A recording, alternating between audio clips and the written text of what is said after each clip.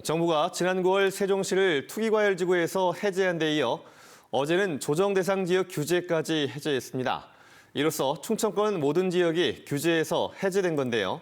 특히 세종시는 6년 만에 3중 규제가 모두 해제되면서 부동산 경기가 살아날 것이란 기대도 조금씩 커지고 있습니다.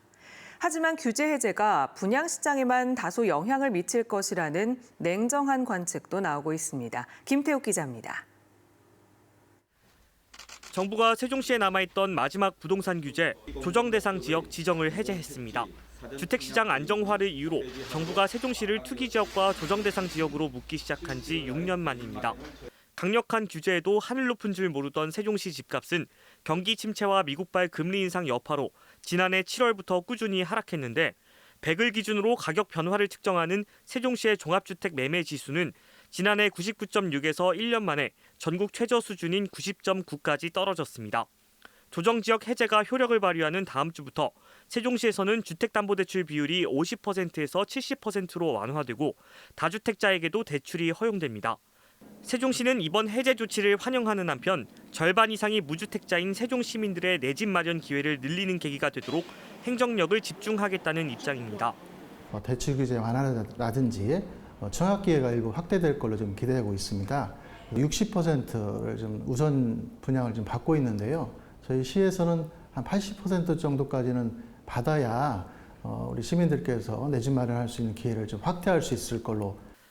반면 부동산 업계 반응은 여전히 시큰둥합니다.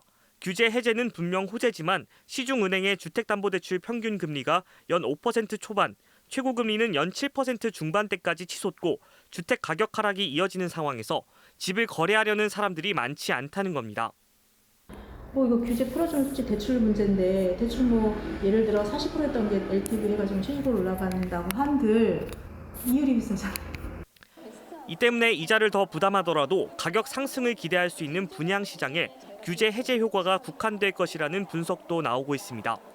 규제 해제가 되면 이제 분양 시장에서는 조금 더 유리해졌다라고 볼 수가 있고요. 이제 매매 시장 같은 경우는 조정 지역 해제만으로는 좀 많이 어려울 것이다라는 생각을 좀 합니다. 또 세종이 대전, 충남과 같은 무규제 지역이 된 만큼 가격 회복 기대폭이 높은 세종으로 분양 대기 수요가 쏠리면서 이른바 풍선 효과로 인해 대전 지역 미분양 미계약 사태가 더 악화될 것이라는 전망도 나오고 있습니다. MBC 뉴스 김태욱입니다.